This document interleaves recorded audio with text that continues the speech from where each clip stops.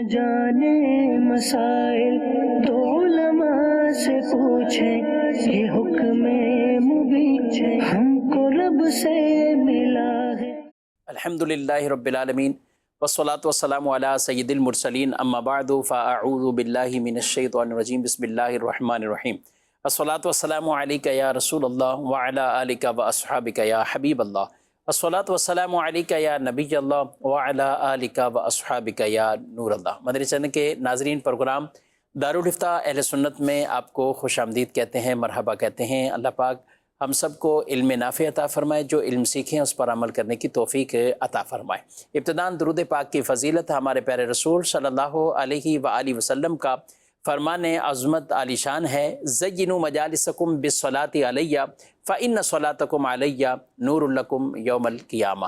اپنی مجلسوں کو مجھ پر درود پڑھ کر خوبصورت بنا لو کہ تمہارا مجھ پر درود پڑھنا قیامت کے دن تمہارے لیے نور ہوگا۔ صلو علی الحبیب صلی اللہ تعالی علی محمد صلی اللہ علیہ وآلہ وسلم، صلاۃ و سلاما علیک یا سیدی یا رسول اللہ۔ آج کے ہمارے مہمان مفتی حسان صاحب ہیں، حضرت آپ کو خوش آمدید کہتے ہیں۔ کیسے مزاج گرامی آپ کے؟ الحمدللہ رب العالمین۔ ربیع الاول سے متعلق بھی کئی طرح کے سوالات وہ ناظرین پوچھنا چاہتے ہیں، کچھ ویڈیو سوالات بھی ہمارے پاس موجود ہیں، تو دیکھتے ہیں کیا پوچھنا۔ میرا مفتی صاحب سے سوال یہ ہے کہ اسلام میں دو ہی عیدیں ہوتی ہیں، مگر 12 ربیع اول کو عید الميلاد النبی کیوں کہا جاتا ہے؟ جی بسم اللہ الرحمن الرحیم۔ دیکھیں، سب سے پہلی بات تو یہ ہے کہ یہ جو جواب سوال میں خود ہی کہہ دیا، اور عام طور پہ لوگ کہہ بھی دیتے ہیں کہ اسلام میں دو ہی عیدیں ہوتی ہیں۔ جی، تیسری عید کہاں سے؟ تیسری عید کہاں سے آ گئی؟ یا ربیع الاول شریف کو جو ہے وہ عید کا دن کہنا کیسا ہے 12 تاریخ کو؟ تو یہ بات ہی بنیادی اعتبار سے غلط ہے کہ اسلام میں فقط دو عیدیں ہیں، ایسا نہیں ہے۔ دو عیدیں اصل میں یہ ان دو دنوں کے بدلے ہمیں عطا ہوئی ہیں کہ جو زمانہ جاہلیت میں کفار کا ایک طریقہ کار تھا کہ وہ 2 دن جمع ہوتے تھے سال میں، اور اس میں کھیل کود وغیرہ کرتے تھے۔ تو نبی پاک صلی اللہ علیہ وسلم نے صحابہ کرام علیہم رضوان سے یہ ارشاد فرمایا کہ اللہ پاک نے اس کے بدلے تمہیں 2 دن عطا فرمائے۔ تو وہ 2 دن یوم الفطر یعنی عید الفطر اور عید الاضحیٰ کا دن تھا، لیکن اس کا معنی یہ نہیں ہے کہ اس کے علاوہ کوئی عید کا دن ہے ہی نہیں۔ بہت سارے دلائل اس پر عقلی اور نقلی اعتبار سے یہ موجود ہیں، یعنی کتاب و سنت سے بھی موجود ہیں اور عقل کے اعتبار سے بھی موجود ہیں۔ ہم خود ہی دیکھ لیں کہ کیا ہم صرف یہ 2 دن ہی جو ہے اس کو عید کا دن کہتے ہیں، بلکہ ہمارے یہاں جو عید الفطر کا دوسرا دن ہوتا ہے اس کو بولتے ہیں یہ دوسری عید ہے، تیسرا دن ہوتا ہے تو اس کو بولتے ہیں یہ تیسری عید ہے۔ تو خود ہی تو ہم اس کو دوسری عید تیسری عید یہ کہہ رہے ہوتے ہیں۔ اسی طرح بقرہ عید کے اندر بھی اسی طرح کے الفاظ استعمال ہوتے ہیں۔ جب کوئی خوشی حاصل ہوتی ہے، خوشی کا دن ہوتا ہے، تو کہتے ہیں آج تو میری عید ہو گئی، آج تو میرے لیے عید کا دن ہے۔ عرب دنیا کے اندر جب آپ جائیں گے تو وہاں پر جو ان کی آزادی کا دن ہوگا تو اس کو یہ بولتے ہیں عید الوطنی، یعنی وطن کے آزاد ہونے کے دن کا یہ نام رکھتے ہیں عید، کہ اس دن خوشی حاصل ہوئی۔ تو عید بنیادی اعتبار سے اس دن کو کہا جاتا ہے کہ وہ خوشی کے جو لوٹ لوٹ کر آئے، عید کا معنی ہے وہ خوشی جو لوٹ لوٹ کر آئے۔ تو یہ تو ایک لغوی اعتبار سے اور ایک سمپل مثالیں ہو گئیں۔ باقی اس کے علاوہ یہ کہنا کہ 2 ہی عیدیں ہیں، یہ بنیادی اعتبار سے احادیث طیبہ کے اور قرآن کی نصوص کے خلاف ہے۔ نبی پاک صلی اللہ تعالیٰ علیہ وسلم کا واضح فرمان یہ موجود ہے کہ آپ نے ارشاد فرمایا کہ جمعہ یہ مسلمانوں کا عید کا دن ہے۔ جمعے کے دن کو نبی پاک صلی اللہ علیہ وسلم نے عید کا دن قرار دیا، تو اب پورے سال کے اندر 52 جمعہ آتے ہیں، تو یہ الگ جو ہے وہ جو ہے عید کے دن ہو گئے۔ تو اتنی ساری عیدیں تو خود نبی پاک صلی اللہ تعالیٰ علیہ وآلہ وسلم نے بیان فرمائی۔ یہ مسند احمد اور کئی کتابوں کے اندر حدیث پاک موجود ہے۔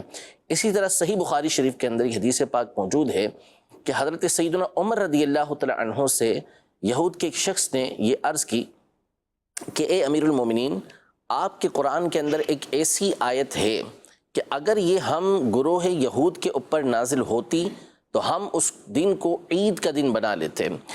تو حضرت عمر رضی اللہ تعالیٰ عنہ نے اس سے پوچھا کہ وہ کون سی آیت ہے؟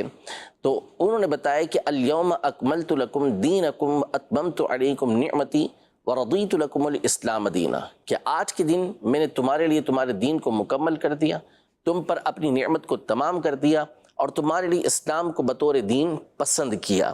کہ یہ آیت مبارکہ. تو حضرت عمر رضی اللہ تعالی عنہ نے یہ ارشاد فرمایا کہ ہم اس دن کو بھی جانتے ہیں کہ کب یہ نبی پاک صلی اللہ علیہ وسلم پر نازل ہوئی، اور ہم یہ جانتے ہیں کہ نبی پاک صلی اللہ علیہ وسلم اس وقت کہاں موجود تھے. صحیح. دوسری روایت جو ابن عباس رضی اللہ تعالی عنہ کی ہے، اس میں اس کی اور وضاحت ہے کہ یہ دن گویا کہ مسلمانوں کے لیے دو عیدوں کا مجموعہ ہے، کہ ایک تو وہ جمعہ کا دن تھا، دوسرا وہ عرفہ کے میدان میں حجۃ الوداع کے موقع پہ نازل ہوئی تھی، تو وہ بھی عید کا دن تھا.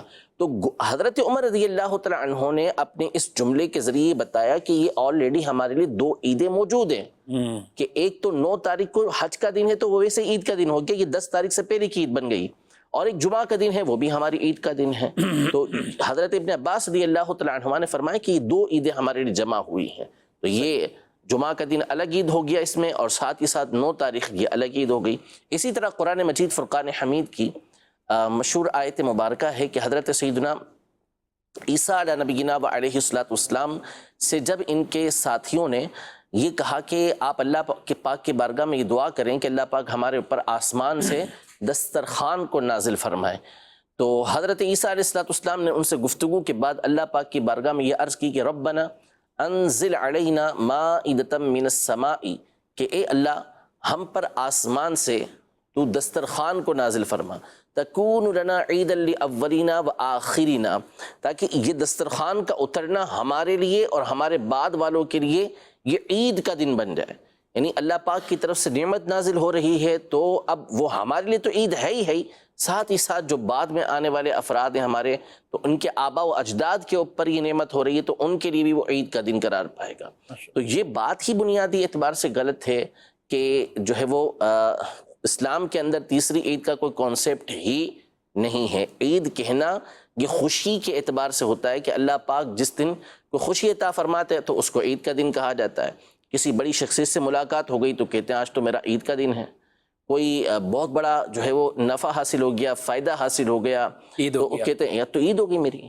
تو یہ عام لفظ ہے، کہا جا سکتا ہے، اس میں کوئی اشکال، یعنی اگر عقل سے کام لیں گے اور قرآن و سنت کو دیکھیں گے تو اس میں کسی طرح کا کوئی حرج نہیں ہے. اور اس کو کوئی شرعی عید بھی نہیں کہا جاتا کہ جو باقاعدہ جس کے اندر، اچھا پھر یہی ہوتا نا اس میں پھر نماز کیوں نہیں ہے؟ عید ہے تو نماز کیوں نہیں؟ جی یہ کوئی شرط ہی نہیں ہے کہ جو عید ہوگی اس کے لیے نماز شرط ہوگی. تو یہ تو اللہ کی رحمت ہے، اور اللہ پاک جس کے لیے جو چاہے مقرر کر دے. تو بہت بڑی عید اللہ پاک نے عطا فرمائی، اور اس دن نماز پڑھنے کا حکم بھی نہیں دیا کہ عید کی نماز اس کے اندر پڑھی جائے. اور جمعہ بھی تو ہے، جمعے کی نماز پڑھی جمعے کی نماز پڑھی جاتی ہے. جو عام روٹین کے دن ہوں گے اس کے اندر جو ہے وہ 5 نمازیں پڑھی جاتی ہیں. اب 14 اگست کو کوئی کہے کہ بھائی آج کے دن کیوں نماز نہیں ہو رہی، کہ اللہ پاک نے اتنی بڑی نعمت عطا کی ہے وطن کی، تو عید کا دن ہے، عید الوطنی ہے. تو ان سے پوچھا جائے کہ اب عید الوطنی منا رہے ہیں، عرب شریف کے کسی شخص سے کہہ دیا جائے کہ بھائی عید الوطنی منا رہے تو اس کی نماز کب پڑھیں گے، وہ کیا بولے گا؟ یہ بولے گا کہ تھوڑا سا علاج کروا لیں اور کیا کریں. ٹھیک ہے جی، بڑھتے ہیں مزید سوالات کی طرف. دارالفتاء اہل سنت میں میرا مفتی صاحب کی بارگاہ میں یہ سوال ہے کہ اگر کوئی شخص یہ کہے کہ قرآن پاک میں ہر چیز کا بیان ہے، اور وہ یہ آیت پیش کرے کہ قرآن پاک میں ہر خشک کا بیان ہے، تو اس آیت کا کیا مطلب ہوگا، اور کیا یہ اعتقاد رکھنا ضروری ہے؟ اور اس آیت کی صراحتاً جو بات ہے تو اس میں کون کون سے علوم مراد لیے جا سکتے ہیں؟ وَلَا رَطْبٍ وَلَا يَابِسٍ إِلَّا فِي كِتَابٍ مُبِينٍ. یہ بھی ہے، اور کئی اور آیتیں ہیں کہ کل فی کتاب مبین، سب چیزیں اس کتاب کے اندر موجود ہیں، ہر چیز کو ہم نے اس کتاب کے اندر رکھ دیا ہے، واضح کر دیا ہے. تو یہاں پر پہلے تو یہ سمجھ لیں کہ اس کی تفسیر مختلف کی گئی ہے. نمبر 1، قرآن پاک سے مراد یہاں پر کیا ہے؟ تو بعض نے اس سے لوح محفوظ مراد لیا، بعض نے اس سے قرآن مجید فرقان حمید کو مراد لیا، اور اعلیٰ حضرت امام اہل سنت رحمۃ اللہ تعالی علیہ نے کثیر تفاسیر کے ذریعے یہ بات ثابت کی کہ قرآن کے اندر اولین آخرین ہر چیز کا علم یہ موجود ہے. یعنی جو اس کے ذریعے سے چاہے جس طریقے کا چاہے علم نکال سکتا ہے. حضرت ابن عباس رضی اللہ تعالی عنہما کا مشہور فرمان امام بیہقی وغیرہ نے یہ نقل کیا ہے کہ آپ یہ ارشاد فرماتے ہیں کہ اگر میرے اونٹ کی نکیل گم ہو جائے تو اس سے بھی میں قرآن مجید فرقان حمید کے ذریعے تلاش کر سکتا ہوں. یعنی علم ایسا اللہ نے عطا فرمایا. اب جس کو جیسا علم ہوگا، وہاں بھی علم ہوگا، اللہ پاک کی طرف سے عطا کیا ہوا علم ہوگا، تو وہ اس طرح قرآن مجید فرقان حمید سے اس چیز کو تلاش کر سکتا ہے۔ البتہ قرآن مجید فرقان حمید یہ علوم کی کتاب ہے، ہدایت کی کتاب ہے۔ اس میں اللہ پاک نے ہدایت کو رکھا ہوا ہے کہ جو اس کے ذریعے سے چاہے ہدایت کو حاصل کر سکتا ہے، اس کے ذریعے سے علم حاصل کرتا ہے۔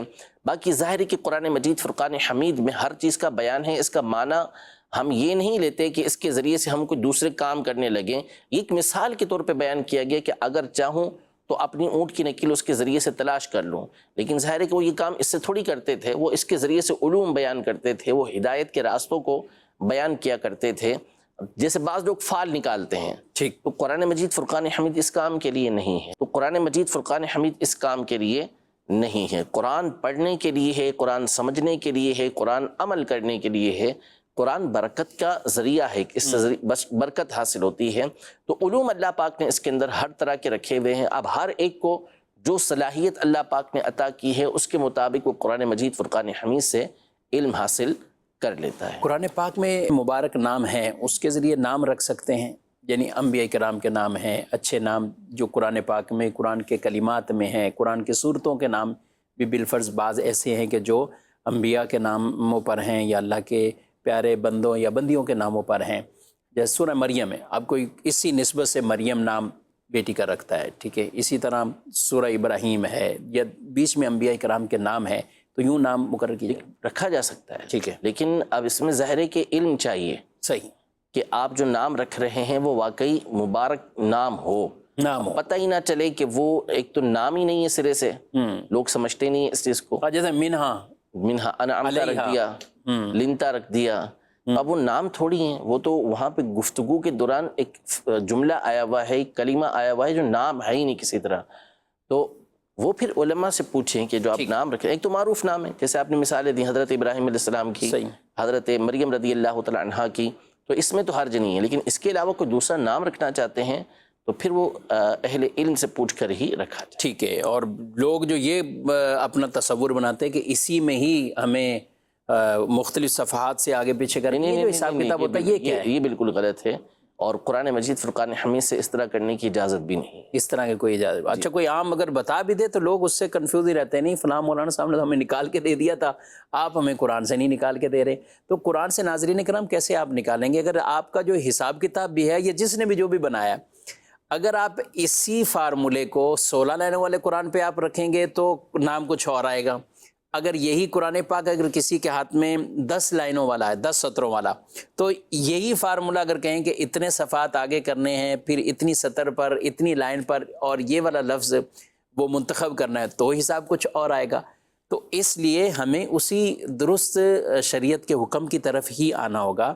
ہمیں رسول اللہ صلی اللہ علیہ وسلم نے جو تعلیم دی ہے کہ اچھوں کے ناموں پر نام رکھنے کا ہمیں حکم ارشاد فرمایا ہے، ہمیں انبیاء کرام کے ناموں پر نام رکھنے کا حکم ارشاد فرمایا ہے، تو اس طرف ہمیں آنا چاہیے جو نام اچھے ہیں۔ اور قرآن پاک سے بھی اگر باقاعدہ کوئی انبیاء کے نام اس طرح منتخب کرتے ہیں جو باقاعدہ نام ہیں، ٹھیک ہے، لیکن دیگر جو نام نہیں ہیں، الفاظ اپنے طور پر لوگ نکال لیتے ہیں، اور پھر ان کا دعویٰ بھی یہی ہوتا ہے نہیں قرآن سے ہم نے لیا ہے، تو وہ آپ ضرور کسی سے چیک کروائیں، کسی مفتی صاحب سے، عالم صاحب سے پوچھیں۔ مفتی صاحب دیکھو لا ریب بھی نام کہہ رہے، لا ریب رکھا ہوا ہے، اچھا کہیں قرآن کی پہلی سورت سے ہی ہم نے سورہ الف لام میم سے، سورہ بقرہ سے ہم نے، اور اس طرح کی کئی ایسی مثالیں ہیں تو جس میں وہ سرے سے بعض ایسے کلمات ہیں جو نام ہوتے ہی نہیں ہیں، جن کا عام اگر ہم ترجمہ کریں علیہا، اس پر، اب یہ نام نہیں ہے بقاعدہ، نام تو وہ ہے کہ جس کے کوئی معنی بھی ہیں یا وہ علم ہے، ایک نام ہے، تو اس طور پر ضرور آپ دیکھا کریں اور اسی کے مطابق ہی نام منتخب کریں۔ سفر مظفر کے آخری بدھ کے حوالے سے بڑی گفتگو ہوتی ہے، اور بالخصوص یہ مشہور بھی ہوتا ہے، بعض لوگ مٹھائیاں بھی بانٹتے ہیں اس سے آخری بدھ کی نسبت سے، کہ آخری بدھ میں نبی پاک صلی اللہ علیہ وسلم وہ علالت سے شفا کی طرف آئے تھے، تو آپ صلی اللہ علیہ وسلم بھی خود کہیں باہر گئے، جس کو سیر و تفریح کہنے، یا کوئی باہر آپ تشریف لے کر گئے، اس طرح کی باتیں مشہور ہیں، حقیقت ہے کچھ؟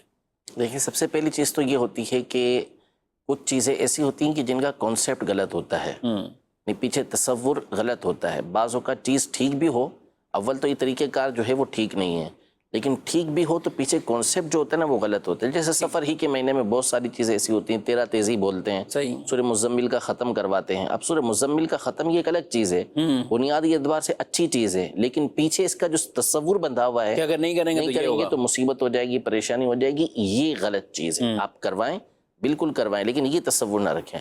اچھا, آخری بدھ کا جو پرابلم ہے, مسئلہ ہے, وہ یہ ہے کہ اول تو یہ تصور ہی غلط ہے اور یہ بات ہی غلط ہے کہ نبی پاک صلی اللہ تعالیٰ علیہ وآلہ وسلم کو اس دن کو شفا حاصل ہوئی تھی اور نبی پاک صلی اللہ علیہ وسلم کہیں باہر تشریف لے کے گئے تھے. یہ جو ایام تھے ان میں نبی پاک صلی اللہ تعالیٰ علیہ وآلہ وسلم کے مرض کے اندر شدت آنا یہ شروع ہوئی تھی, بیماری کے اندر شدت آنا یہ شروع ہوئی تھی. ایسا نہیں تھا کہ ان ایام کے اندر شفا نبی پاک صلی اللہ علیہ وسلم کی بارگاہ میں حاضر ہوئی ہو, آپ کو شفا حاصل ہوئی ہو, ایسا نہیں تھا. اور بالفرض اگر تصور کر بھی لیا جائے, تسلیم کر بھی لیا جائے کہ نبی پاک صلی اللہ علیہ وسلم کو اس دن شفا حاصل ہوئی, تو پھر اس کا ذریعہ اللہ پاک کا شکر ادا کرنا ہے, اور شکر ادا کرنے کا جو طریقہ کار ہے وہ وہی ہوگا کہ جو نبی پاک صلی اللہ تعالیٰ علیہ وسلم کی شریعت کے عین مطابق ہوگا. اب نبی پاک صلی اللہ تعالیٰ علیہ وآلہ وسلم کی شفا کی خوشی کے لیے بندہ وہ کام کرے کہ جو نبی پاک صلی اللہ تعالیٰ علیہ وآلہ وسلم کی شریعت کے خلاف ہو, تو یہ پھر عجیب سی بات ہو جائے گی. یعنی ایک بندہ جو ہے وہ آپ کو جس چیز کی دعوت دے رہا ہے, جو چیز آپ جس چیز کی طرف وہ بلا رہا ہے, جو ہستی آپ کو بلا رہی ہے, آپ اس کی بات کو تسلیم ہی نہ کریں, ان کی بات کو مانیں ہی نہ, تو پھر اس صورت کے اندر یہ ان کی فرما برداری نہیں ہے. اور بالخصوص جب نبی پاک صلی اللہ علیہ وسلم کی ذات گرامی کی بات آئے تو آپ علیہ الصلوۃ والسلام کی جو دعوت ہے, آپ علیہ الصلوۃ والسلام کا جو پیغام ہے وہ بالکل واضح ہے. اور آپ علیہ الصلوۃ والسلام کی اصل محبت کا جو علماء نے نشانی بیان کی ہے, سب سے پہلی نشانی وہ یہی بیان کی ہے کہ نبی پاک صلی اللہ علیہ وسلم کے طریقہ کار کو اختیار کرنا. اب ہمارے دور کے اندر تو بہرحال یہ آخری بدھ کا کانسیپٹ بہت نہ ہونے کے برابر اب ہو گیا. پہلے ایسا ہوتا ہوگا, یہ ہو سکتا ہے کہ اب بھی بعض مقامات پر ایسا ہوتا ہو کہ لوگ باغوں کی طرف جاتے ہوں اور تھوڑا سا اس طرح کا جو ہے وہ سیر و تفریح کرتے ہوں. ایسا اب تو بہرحال نہیں ہے. اگر کہیں ہوتا بھی ہے تو بہرحال وہ غلط ہوتا ہے. اس طرح اختلاط کرنا ایسی جگہ سیر و تفریح کے لیے, چاہے آپ آخری بدھ کو جائیں یا اس کے علاوہ میں جائیں, سیر و تفریح وہی درست ہوگی کہ جو شریعت مطہرہ کے مطابق ہوگی, ورنہ اس کی اجازت نہیں ہے. بہرحال بنیادی اعتبار سے یہ تصور جو ذہن کے اندر بیٹھا ہوا ہے کہ نبی محترم صلی اللہ تعالیٰ علیہ وآلہ وسلم کو اس دن شفا حاصل ہوئی تھی, تو ایسا نہیں ہے. ایسا نہیں ہے, اور اس نظریے اور اسی سوچ کے پیش نظر مٹھائیاں بانٹی جاتی ہیں تو پھر وہ بھی غلط ہوگا. بالکل, اس نظریے کے پیش نظر ہوگا تو پھر غلط ہوگا. ٹھیک ہے, کچھ میسیج شامل کرتے ہیں. ایک سوال ہے, کیا مفتی بننے کے لیے حافظ قرآن ہونا ضروری ہے؟ نہیں, مفتی بننے کے لیے حافظ قرآن ہونا ضروری نہیں ہے, شرط نہیں ہے. البتہ مفید ضرور ہے, فائدہ مند یہ ضرور ہے, لیکن اس کی عالم بننے کے لیے بھی حافظ ہونا شرط نہیں ہے.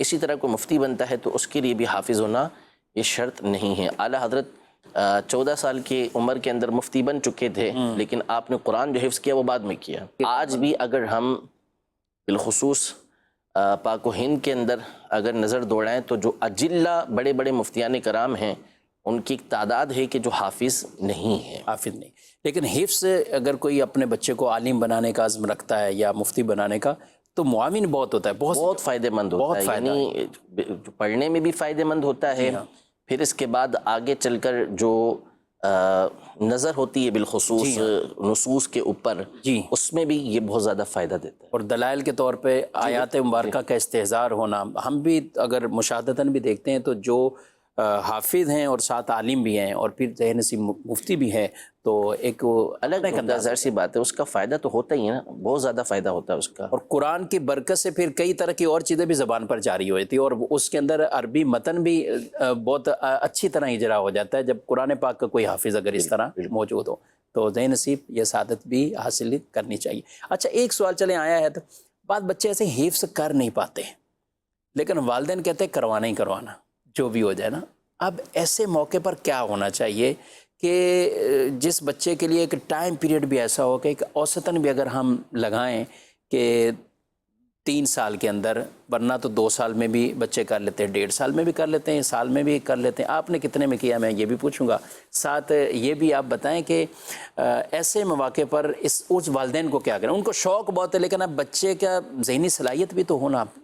دیکھیں اس میں خود اس کو جانچنا ہوگا. ایک تو ہوتے ہیں بچے ذہین ہوتے ہیں لیکن ان کی توجہ نہیں ہوتی. ٹھیک ہے. یعنی اور ظاہر ہے کہ جب بچہ ہوتا ہے اور تو اس کو کھیل کود وغیرہ کا شوق زیادہ ہوتا ہے.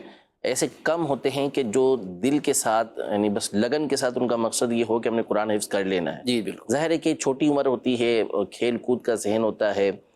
تو اب اگر ایسی صورتحال ہے کہ بچہ ہے ذہین لیکن صرف اور صرف اپنی عدم توجہ کی وجہ سے وہ اس طرف نہیں آ رہا، تو پھر والدین کو ہمت نہیں ہارنی چاہیے. ان کو کوشش کرنی چاہیے کہ کسی طریقے سے وہ قرآن پاک کو حفظ کرے. اور بعض اوقات ایسا ہوتا ہے کہ بچے سرے سے حفظ کر ہی نہیں پاتا. اس کا جو ذہنی لیول ہوتا ہے، حافظے کا جو حال ہوتا ہے، وہ والدین بھی جانتے ہیں کہ اس کے بس کی بات نہیں ہے کہ یہ اس طرح کر سکے. تو پھر اس پہ زور نہیں دینا چاہیے. دیکھ لینا چاہیے، خود اس کو غور کر لے اس کے اوپر کہ بھئی یہ ایسا کر ہی نہیں پائے گا تو پھر نہ کروائیں. لیکن اگر بہرحال کر سکتا ہے، کوشش کریں گے تو وہ کر لے گا، تو پھر مختلف طریقوں سے اس کو آپ کروانے کی کوشش کریں. لمٹ کچھ ہو سکتی ہے کہ اتنی لمٹ کے بعد لمٹ تو دیکھیں کوئی کسی کی کوئی نہیں ہو سکتی نا. آپ دیکھیں کوئی بعض ہوں گے تو وہ 2 مہینے میں بھی کر سکتے ہیں، 6 مہینے میں بھی کر سکتے ہیں، سال میں بھی کر سکتے ہیں، 1.5 سال 2 سال کے اندر بھی کر سکتے ہیں. بعضوں کو زیادہ ٹائم لگ جاتا ہے. اب مثال کے طور پر اپنے چھوٹے بچے کو داخل کر دیا اور اس کا ذہن اس طرف مائل نہیں ہے، لیکن آہستہ آہستہ کر کے ہو سکتا ہے کہ وہ 4-5 سال کے اندر اس کو کر لے. یہ پاسبل ہے، لیکن کر سکتا ہے وہ اس میں. تو ہم کوئی ٹائم لیمٹ دے نہیں سکتے، بس آپ کو خود جانچنا ہوگا کہ کیا خود نہیں کر سکتے تو ہاں اس کے لیے آپ کسی ماہر سے، کسی سمجھدار سے آپ مشورہ کر لیں کہ بھئی یہ کنڈیشن ہے. اب ہم ایک جنرل اصول نہیں بتا سکتے کہ اتنے عرصے میں آپ اس کو نکال دیں یا کسی اور طرف لے جائیں. بس جو صورتحال ہے وہ اس کے مطابق فیصلہ کرنا یہ ضروری ہوتا ہے. دوسرا مسئلہ یہاں پر یہ ہے اصل میں بنیادی اعتبار سے کہ دیکھیں قرآن مجید فرقان حمید کو اللہ پاک نے یاد کرنے کے لیے آسان کر دیا ہے. ٹھیک ہے. تو اب ہمارے یہاں جو حفظ کر رہے ہوتے ہیں نا، ان کی ایک بڑی وجہ یہ ہوتی ہے کہ جو ان کو چیز یاد نہیں ہوتی اس کو وہ چھوڑ دیتے ہیں، یعنی اس کو پڑھتے نہیں ہیں. اب قرآن پاک کے کچھ پارے کچے ہو گئے، یعنی منزل کچی ہو گئی، ان کی یاد کچا ہو گیا، تو اب وہ کچا ہوتا ہی چلا جاتا ہے. یعنی اس کے اندر حافظے کے اعتبار سے وہ اس میں کمی آتی چلے جاتی ہے. اس میں رغبت کی بنیادی وجہ یہ ہوتی ہے کہ اس کو پڑھنا چھوڑ دیتے ہیں. قرآن پاک دیکھیں آپ اس کو جب بھی رغبت کے ساتھ پڑھیں گے، یاد کرنے کے لیے پڑھیں گے، آپ کو یاد ہوگا. جس کا جو پورا حافظ بن چکا ہے یا جس کے کچھ پارے بھی کمزور ہیں، تو وہ اس بات کا جو ہے وہ ذہن بنا لے کہ اس نے قرآن پڑھنا ہے. ٹھیک. اب حافظ بن جائیں گے پورے، پھر اس کے بعد قرآن مجید فرقان حمید کو پڑھیں گے نہیں، پھر کہتے ہیں کہ کمزور ہو جاتا. آپ پڑھنا شروع کر دیں، آپ روزانہ کا 1 پارہ پڑھیں، آپ روزانہ کے 2 پارے پڑھیں. آپ روٹین بنا لیں کہ آپ کو سونا نہیں ہے جب تک آپ 1 پارہ 1.5 پارہ پڑھ نہیں لیں گے. بھلے آپ دیکھ کے پڑھیں، ٹھیک، کچھ دیکھ کے پڑھیں، کچھ بغیر دیکھے پڑھیں. آہستہ آہستہ آہستہ آپ 1 1.5 سال 2 سال پڑھیں گے، آپ کو یاد ہو جائے گا. یہ گارنٹی والی بات ہے کہ یاد ہو جائے گا آپ کو. لیکن اگر آپ 2 سال تک مزید نہیں پڑھیں گے تو اور کچا ہو جائے گا، اور اس کے اندر کمزوری آ جائے گی اور آپ کا حفظ کچا ہو جائے گا. لیکن جب آپ پڑھتے رہیں گے تو پہلے کے مقابلے کے اندر مضبوطی آپ کی آتی رہے گی، اور وقت آئے گا کہ آپ مضبوط اور پختہ حافظ یہ بن جائیں گے. تو لہذا حفظ کی طرف رغبت ہونی چاہیے، اپنے بچوں کو حفظ کروانا چاہیے کہ وہ حفظ کریں، تو انشاءاللہ اس کی برکتیں آپ کو دنیا میں بھی حاصل ہوں گی اور آخرت میں بھی حاصل ہوں گی. اور یہ آپ لکھ لیں، ٹھیک، اس کو آپ سمجھ لیں جو میں نے ابھی آپ کے سامنے گفتگو کی. اور یہ بہت اہم بات ہے بالخصوص ان بیٹیوں کے لیے، ان بہنوں کے لیے بھی جو کہتی ہیں کہ ہمارے پاس تو ہم تراویح تو جماعت نہیں ہے، تو اس طرح نہیں ہے، تو پھر وہ چھوڑ کر وہ اسی طرف چلے جاتے ہیں. ہاں تو دیکھیں وہ ان کے پرابلمز بھی ہوتے ہیں کہ کچھ دن وہ نہیں پڑھ سکتے، لیکن اس کے بعد وہ پڑھتی رہیں. بالکل پڑھنا چاہیے. آپ دیکھ کے پڑھیں، بھلے دیکھ کے پڑھیں، لیکن پڑھتے رہیں گے اور ویسے بھی پڑھتے رہنا چاہیے. حفظ نہیں بھی ہے تو قرآن ہے نا، تو قرآن کو جب آپ پڑھتے رہیں گے اس کے فائدے تو ویسے ہی حاصل ہوں گے اور انشاءاللہ مضبوطی بھی آپ کے حفظ کے اندر آ جائے گی. ٹھیک ہے. میرے پاس ایک صاحب آئے، کہنے لگے میرے بیٹا 5 سال ہو گئے تقریباً، تجربہ بھی ہوا اور پارے بھی جو پڑھے بھی ہیں وہ بھی اتنے انداز سے اچھے رپورٹ کارکردگی سے نہیں ہے. تو میں نے کہا شاید اس کا اکیلے کا دل نہیں لگتا، تو اپنے چھوٹے بیٹے کو میں نے ساتھ شامل کر لیا کہ یار دونوں بھائی چلے جائیں گے مدرسے میں تو شاید، تو بولے وہ چھوٹے نے اس سے پہلے کر لیا حفظ. یعنی بعض اوقات حافظے کا اس طور پر، یعنی ان کو یہ تجربہ حاصل ہوا باقاعدہ کہ یہ واقعی اس میرے بڑے بیٹے کی اب پوزیشن وہ نہیں ہے کہ یہ حفظ باقاعدہ کر پائیں، اور تو وہ بھی ہمت نہیں آ رہی انہوں نے، لیکن ان کے گھر میں ایک اور حافظ ماشاءاللہ اس طور پر یہ حافظ آئے، تو حفظ بچوں کو یہ بڑی ترغیب بھی ہے اور کرنا بھی چاہیے انشاءاللہ. ان کے ماں باپ کو اللہ پاک جو اپنے بچوں کو قرآن کی تعلیم دیتے ہیں، قرآن پڑھاتے ہیں، تو قیامت کے دن اللہ پاک ان کو طرح طرح کے انعامات سے انشاءاللہ نوازے گا. مزید کون؟ میرا نام عبد المصور اتاری ہے. میرا سوال یہ ہے کہ نبی کریم صلی اللہ تعالی علیہ وسلم سے متعلق حاضر و ناظر ہونے کے اعتبار سے کیا عقیدہ ہے؟ جی، عقیدہ حاضر و ناظر. سب سے پہلے تو اس کا معنی ہی سمجھ لیں کہ جو بنیادی اعتبار سے ہمارا حاضر و ناظر کا عقیدہ ہے وہ یہ ہے کہ نبی پاک صلی اللہ تعالیٰ علیہ وآلہ وسلم اپنے مزار اقدس کے اندر جلوہ فرما ہیں. ٹھیک ہے. اور اللہ پاک نے آپ کو اس بات کی طاقت و قدرت دی ہے کہ آپ ایک وقت میں کئی مقام پر جا سکتے ہیں. دوسرا، آپ علیہ الصلوۃ والسلام کو اللہ پاک نے یہ قدرت عطا کی ہے کہ آپ امت کے معاملات کے اوپر اور دنیا کے جو معاملات ہیں اس کے اوپر مطلع ہیں، یعنی ان کو جانتے ہیں. یہ کانسیپٹ ہے حاضر و ناظر کا. ہم یہ حاضر و ناظر کا معنی کبھی بھی نہیں لیتے کہ نبی پاک صلی اللہ تعالیٰ علیہ وسلم ہمہ وقت ہر جگہ پر موجود ہوتے ہیں، لیکن جہاں اللہ پاک چاہے وہاں نبی پاک صلی اللہ علیہ وسلم تشریف لے جاتے ہیں، اور ایسا اللہ پاک کی قدرت کے اندر ہے. اس کی بہت ساری مثالیں ہمارے سامنے موجود ہیں.